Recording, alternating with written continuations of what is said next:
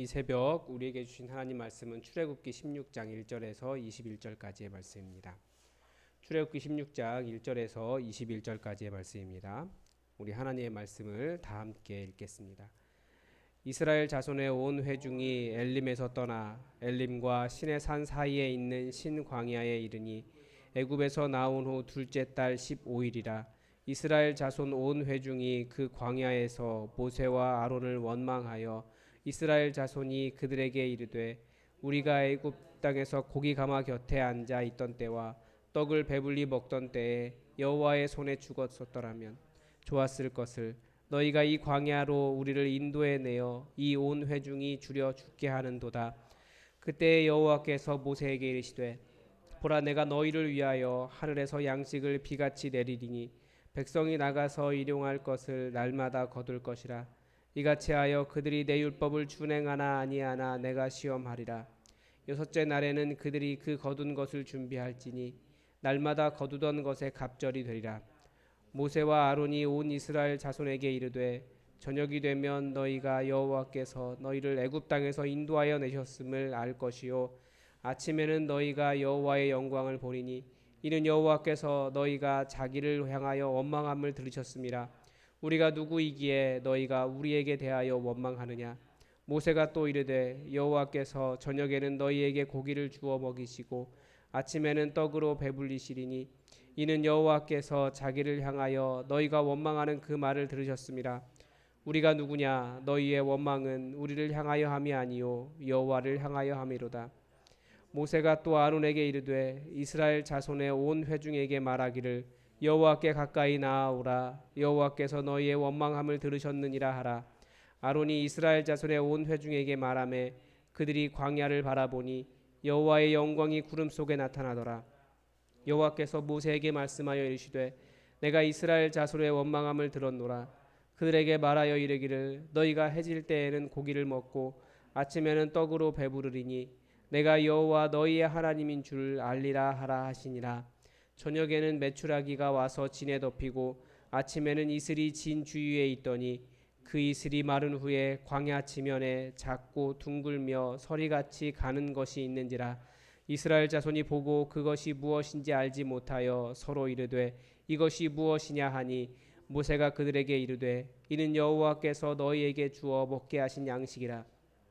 여호와께서 이같이 명령하시기를 너희 각 사람은 먹을 만큼만 이것을 거둘지니 곧 너희 사람 수요대로 한 사람의 한 오멜씩 거두되 각 사람이 그의 장막에 있는 자들을 위하여 거둘지니라 하셨느니라. 이스라엘 자손이 그같이 하였더니 그 거둔 것이 많기도 하고 적기도 하나 오멜로 되어 본즉 많이 거둔 자도 남음이 없고 적게 거둔 자도 부족함이 없이 각 사람은 먹을 만큼만 거두었더라. 모세가 그들에게 이르기를 아무든지 아침까지 그것을 남겨두지 말라 하였으나 그들이 모세에게 순종하지 아니하고 더러나 아침까지 두었더니 벌레가 생기고 냄새가 난지라. 모세가 그들에게 노하니라. 무리가 아침마다 각 사람은 먹을 만큼만 거두었고 햇볕이 뜨겁게 쬐면 그것이 쓰러졌더라. 아멘. 오늘 우리가 잘 아는 만나를 주신 장면입니다. 본문 시작할 때 이때라고 시작하고 있습니다. 이때가 언제냐면 출애굽기 14장에서 이스라엘이 죄송합니다. 이 부분이 아니고 죄송합니다. 이때가 언제냐면 이스라엘 자손의 온 회중이 엘림을 떠나서 엘림과 시내산 사이에 있는 신광야라고 하는 곳에 이른 상태입니다. 그러니까 장소적인 배경이 나오죠. 시간적으로는 애굽에서 나온 지 둘째 달 15일이 되었습니다. 신광야가 어디냐면 다시 지도를 잠깐 보시면 이제 여기가 비알스본, 바알스본인데요. 제가 다시 좀 찾아보겠습니다. 이 지역에 이제 고센 땅에 출발해서 여기서 지금 홍해를 건너는 거죠. 여기가 이제 절벽처럼 한쪽에는 도망갈 곳이 없는 거예요. 물 이외에는 애굽이 쫓아왔습니다. 그래서 여기서 이제 홍해를 건너고 어제 마라 갔다가 마라에서 엘림 갔다가 그 다음에 이제 이쪽으로 이렇게 헤매게 되는 겁니다. 그러니까 여기 전체가 신광야입니다. 지금 신광야라고 되어 있는데 우리 성경에는 신광야가 두 개가 나옵니다. 다른 곳입니다. 하나는 신광야고 하나는 쉰광야입니다. 원 발음에 의하면 여기는 신광야입니다. 신광야에 이렇게 이 지역을 이제 있게 되는데 여기서 이제 이 만나 사건이 있습니다. 네. 그래서 여기서 이제 둘째 달 15일이라고 되어 있는데 둘째 달 15일에 이제 시간적 배경이 그렇습니다. 이스라엘 자손 온 회중이 그 광야에서 모세와 아론을 원망했다라고 되어 있습니다. 왜 원망을 했을까요? 항상 먹을 것과 뭐 편안한 생활의 문제인 거죠. 자신들을 구원하신 하나님의 은혜를 잘 보지 못한 거예요. 이 온 회중이 원망한 것이 이 온 회중이 줄여 죽게 하는도다. 너희가 왜 이 광야로 우리를 인도해냈느냐라는 거예요. 원망한 이유를 보면 먼저 애굽 땅에서 고기 가마 곁에 앉아 있을 때 떡을 지금 고기 가마를 이야기하고 떡을 배불리 먹던 때라고 이야기합니다. 그러니까 배불리 먹고 싶어서 그런 거죠. 먹을 것에 대한 문제고. 또 약간은 좀 그 감사할 줄 모르는 사람들의 특징인데 과거가 항상 아름다웠다고 이야기해요. 그때도 계속 불평했으면서. 사실은 과거에 이스라엘 백성들은 그 노동이 너무 심해서 죽고 싶다고 맨날 하나님께 부르짖었던 사람들이에요. 그런데 그것을 벗어나고 나니까 이제 다른 것 때문에 원망하는 겁니다. 이게 사람의 성품이 감사한 것으로 변화되지 않는 사람의 특징이에요. 이게 변화되지 않으니까 아무리 좋은 것을 주어도 계속 불평하고 계속 불만을 갖는 건데 그러면서 자기가 그 못 살겠다고 난리쳤던 그 과거에 대한 아주 심한 과장을 하는 겁니다. 그때가 행복했다고. 사실 그때도 그 사람은 불평과 불만이었을 거예요. 그리고 여기에는 또 여호와 하나님에 대한 오해가 있는 거죠.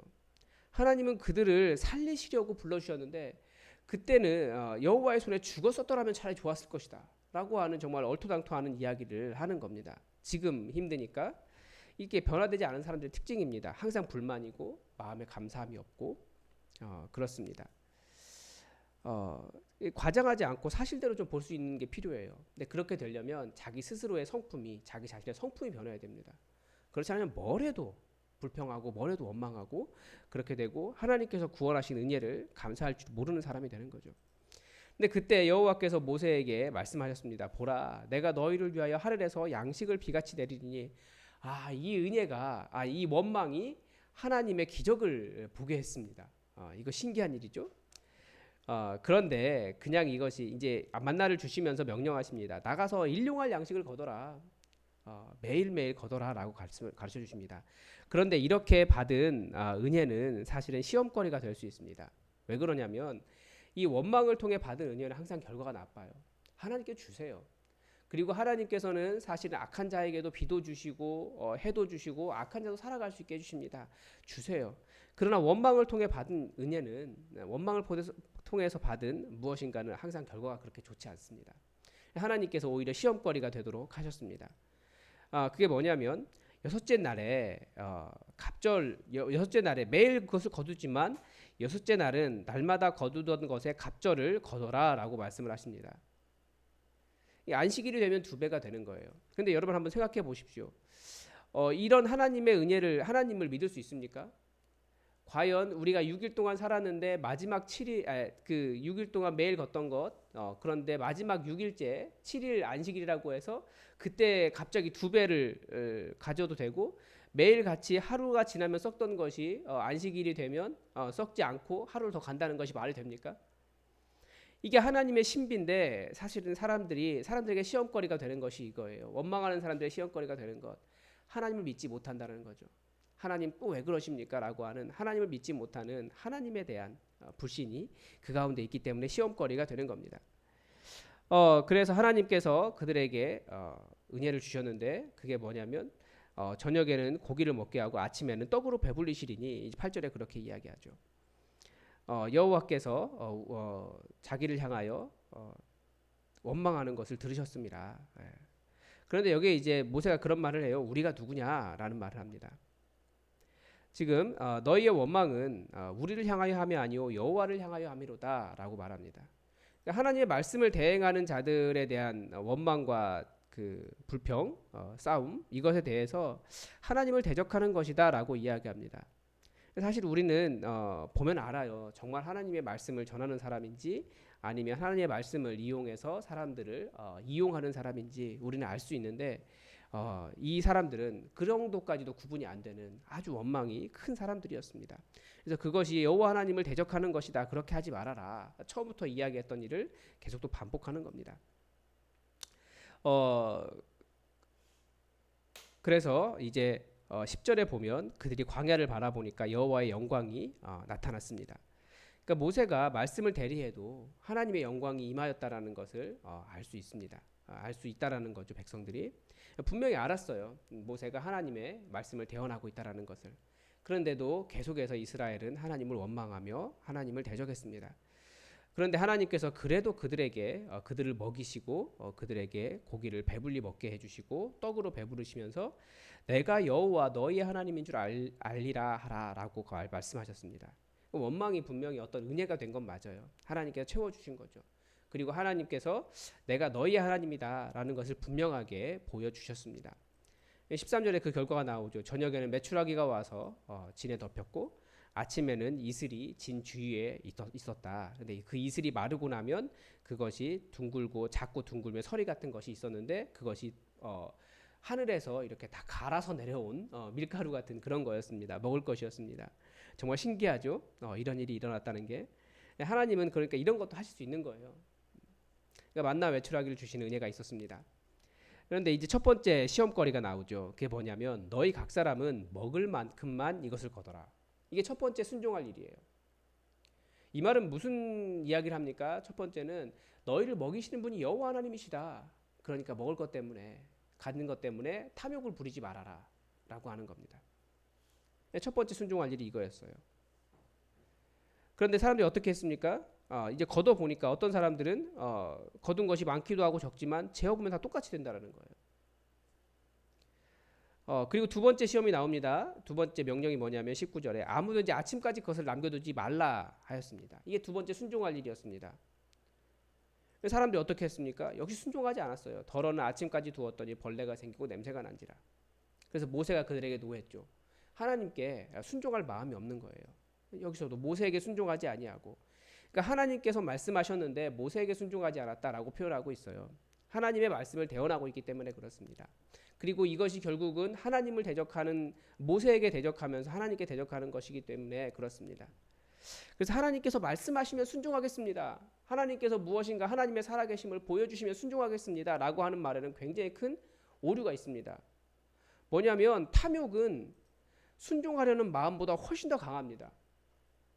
하나님께서 아무리 순종해라 라고 말씀하셔도 따라오지 못하는 이유는 탐욕이 너무나 크기 때문에 그래요. 순종하려는 마음보다 더 강해요. 그래서 성경은 탐욕은 우상숭배다 라고까지 이야기합니다. 이제 결국은 사람들이 배웠겠죠. 이게 이렇게 하면 안 되는구나. 실제 삶에서 하나님께 순종하는 법을 하나씩 배워갔을 겁니다. 먹을 것을 통해서 우리는 하나님의 은혜를, 하나님께 순종하는 법을 사실은 배워갑니다. 그래서 이 만나를 통해서 우리가 알아야 돼요. 하나님을 원망하는 것, 그것이 어떤 무엇인가 주어지는 것이 있을 수 있습니다. 하나님은 우리의 좋으신 아버지이시기 때문에. 그렇지만 더 하나님께서 원하시는 것이 무엇이겠습니까? 순종하고 감사하고 하나님을 따라오고 하나님을 잘 믿는 것입니다. 그게 믿음입니다. 하나님을 따라가는 거예요. 그래서 우리가 많은 분들이 그런 이야기 하잖아요. 항상 감사해야 된다고. 감사해야 된다고. 감사는 분명히 이유가 있고 능력이 됩니다. 하나님을 원망하지 않고 주님 주신 은혜를 감사할 줄 알고 이것이 하나님께서 행하신 일이구나. 하나님의 능력을 보게 하는 능력이 있어요. 그래서 우리가 탐욕 때문에 하나님께 순종하지 못하는 일 없도록 항상 감사하면서 우리가 항상 십자가를 보면서 생각해야 될 것이 무엇입니까? 내가 이 예수 그리스도의 십자가의 구원의 은혜 이전에 어떤 사람이었는지, 어떤 죄인이었는지, 너무나 절망적인 사람이기 때문에 하나님께서 십자가를 통해서 구원해 주셨다라고 하는 십자가의 고발의 음성을 좀 들을 수 있어야 돼요. 그래야 좀 감사하고 다른 사람들 나보다 낫다고 평가하지 않고 더 낫다고 사랑하며 섬기게 되고, 십자가는 계속 그런 이야기를 합니다. 애굽에 있었다 너희가. 그러나 그 은혜를 통해서 넘어왔다. 그러면 우리가 하나님 정말 살아가면서 주님 주신 것을 감사하면서 살아갈 수 있을 것입니다. 우리가 무엇보다도 구원의 은혜를 감사하며 하나님께서 주신 것들을 감사하며 탐욕을 부리려는 마음 때문에 하나님 원망하지 않고 하나님을 더욱더 사랑하는 그런 삶이 되시기 바랍니다. 여러분 오늘도 말씀을 쭉 보았는데 하나님께서 여러분에게 하신 말씀이 있을 것입니다.